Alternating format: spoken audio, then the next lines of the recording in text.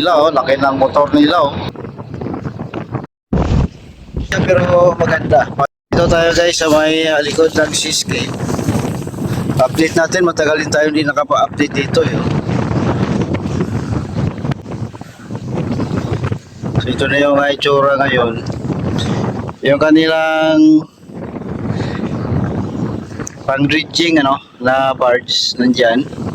Actually hindi pang dredging dyan. Yung kung nakikita nyo itong tubo na yan na itim, dyan yan nakakonek. So maaari na nagbubuo sila ulit dyan. Yung kasi yung malalaking tubo kasi yan yung ginagamit nila tuwing mag-dredging sila. Diyan kasi dumadaloy ang buhangin na may kasamang tubig. Matinding pressure niyan. Ang tubo na yan, hindi lang siguro mga 2,000 na PSI kayang-kaya niya. Matindi ang pressure niyan guys. So, lalaking tubo na yun. Siguro kung hindi ako magkamali, mga D30 yan na siya, rubber coated siya. Pang talaga yan sa tubig. Yan, So sa likod, yung reclamation kita-kita na guys. Ang mga heavy equipment nila nandyan. At saka yung mga crane nandyan, kitang-kita. Grabing hangin dito. So ang tubo naka zigzag or nakapaikot-ikot yan sa kasi ang haba niyan eh. So pinaikot-ikot lang nila hanggang doon. So dito tayo guys sa may Seascape. Tingnan nyo.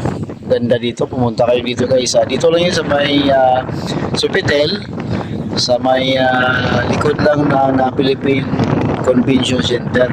Yan. Ang dulo niyan ay MOA na, Bonifacia.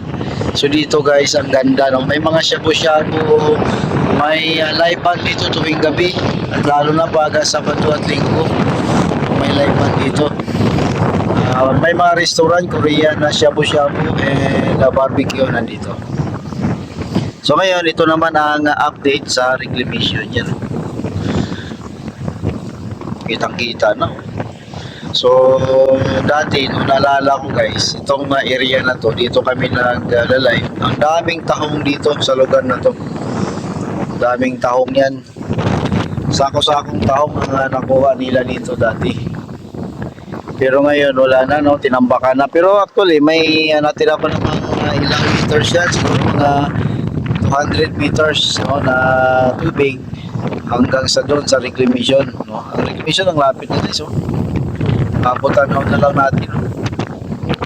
So ang Manila Bay napalibutan na ng lupa, puro lupa na. Tapos ang dambuhalang tubo nandyan nakahabala or palutang-lutang sa Manila Bay. Ayan. And then yung gilid dito, nakita natin may dalang pasigan na dati wala yan eh. Actually dito dati guys, batuan yan and then tubig na. Pero ngayon nakikita ko may dalang pasigan na yun. So ibig sabihin na kung hindi ako magkamali, ngayon ay low tide, low tide siya. At may nakikita din tayong basura dyan. Kung napansin nyo dati guys, may Baklaran, may tinawag dyan, nagtrending ngayon eh, yung dagat ng basura. So ganyan din siya, yung basura pumasok din dito. So grabe, ganda na dito. Pero ang nakakaano lang dyan, pag nagtayuan na, pag may mga building na nakatayo dyan, may iba na ang dito, ang klima, or hindi na siya ganun ka-press ang hangin.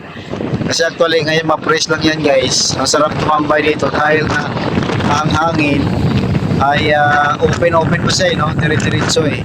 Pero pag wala na yan or magtayuan ng mga building dyan, wala na, hindi na diretso ang hangin. At saka may hangin din naman siya, pero hindi ganun ka press ngayon. Ganda dito guys, tuwing hapon maganda. Ito mamasukin lang siya eh, tagong lugar ito eh. Tago siya pero maganda pag ikaw ay pupunta dito. Ang sarap. lalo na pag sunset. Ang ganda dito. So dati diyan kami diyan ako tumatayo. Live na ako. Live na ako dati diyan. Diyan sa may seawall na yan, oh. Yung concrete wall pala. Yan. Diyan ako nagla-live na ako dati diyan. Pero ngayon, hindi na tayo pwede dyan. Ako sarado na eh. Hanggang tingin na lang tayo. Pero dati, open yan dyan. Pwede nga pumunta dati dyan.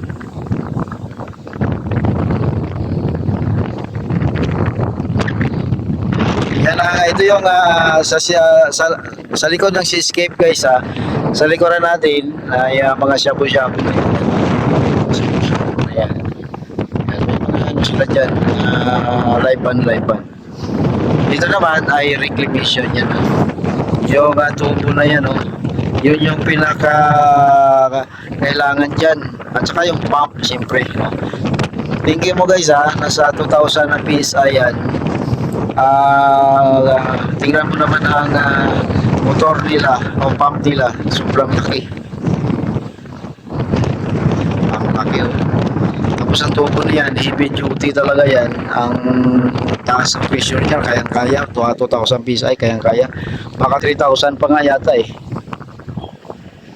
Tapos yung kanilang mga heavy equipment, kitang-kita.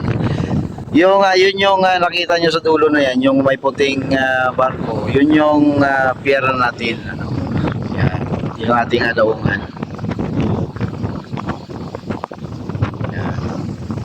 Actually, paikot lang yan dito eh.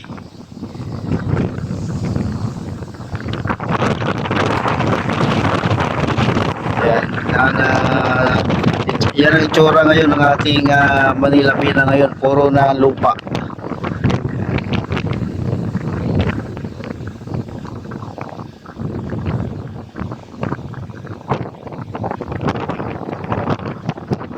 Kitang-kita na rin yung kanilang mga yung mga ginagawa, no? May mga tanim na rin sila eh.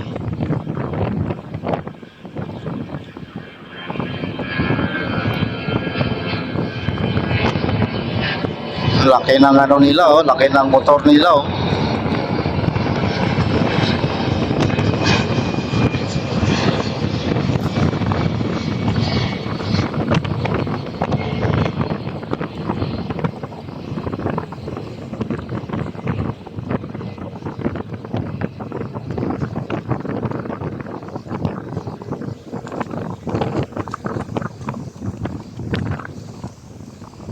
So yan ang update guys dito sa may reclamation sa may seascape, no, sa likod banda.